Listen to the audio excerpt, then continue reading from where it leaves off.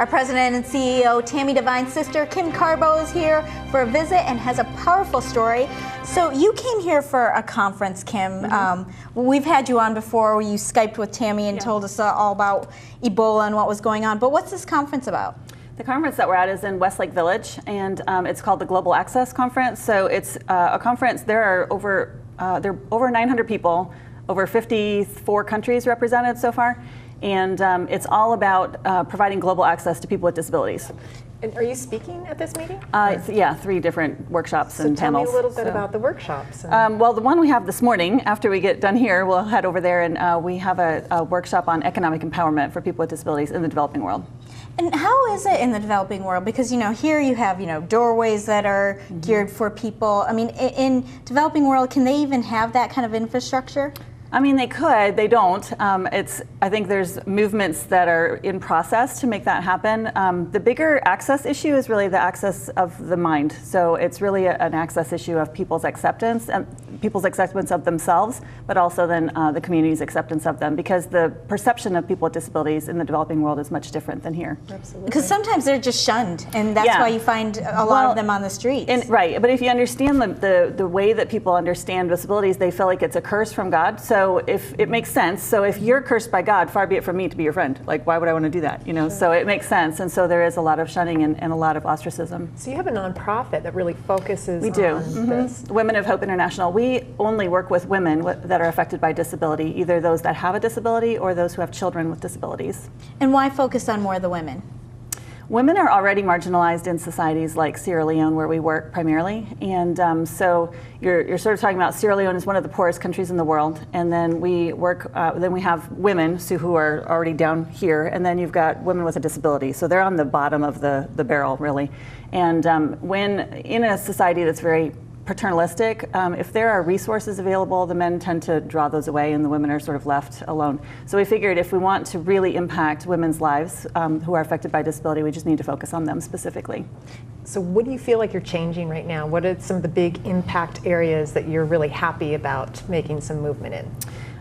Really, we've only been in existence under 6 years, so it's not been a real long time. But even in that short amount of time, there has been tremendous progress. And the biggest progress, like I said, because the biggest access issue is the access of people's mentalities and understanding. And so I think that's where we've seen a lot of progress, is women understanding that they are not worthless, that they're not throwaways, that they're not disposable, but they actually have value. And once they realize that for themselves, it begins to change how they act, and then people begin to see them differently as well. So we have seen a change in the perceptions of people with disabilities, and women's lives are being completely transformed. People who had been begging on the street are now making an income for themselves and supporting themselves and their children, and it's really amazing to watch. Speaking of lives being changed, I mean, Ebola has really ravaged a lot of countries in Africa, and Sierra Leone basically getting a big brunt of it. What's happening now? Is this going to be controlled at some point? Yeah, I think so. I think right now hope is on the horizon, so that's a good thing. It hasn't been in the past year. I think the last time you talked to us, it was not. Yeah, you're right. Yeah, and so it is now. The cases are decreasing significantly. So there's really hope for complete eradication, which is really the goal with Ebola, because they say it's sort of like being pregnant. You can't be a little bit pregnant. Right. So that's the way Ebola is too. You can't just have a little bit of Ebola if it'll continue to spread. So they have to go to 0 cases, and they are looking at that possibly being possible within this next few months. So I think there's hope. That's really because the exciting. country, like Liberia, has almost reached that goal already, and they were worse off than Sierra Leone a few months back. So there's really hope for that.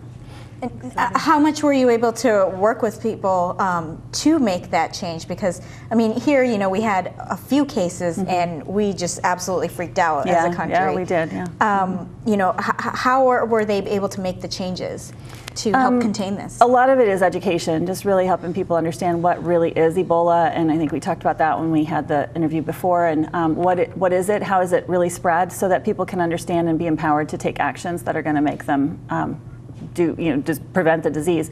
And so I think that's really the biggest issue. And as people have learned how the disease is spread, they've been able to take measures to control it and get treatment. And so the care from the international community has been significant as well to get infrastructure in place. So well, we need to grateful. have we need to have you back because we need the dirt on Tammy. So we're grateful very that you're curious doing the work about that that. you're doing. Yeah, thank you. But people can find out more about your organization, womenofhopeinternational.org. Yes. Just go to the website. Yes. Thanks so much for stopping by Thank in you your guys early too. morning. Thank you. Take care.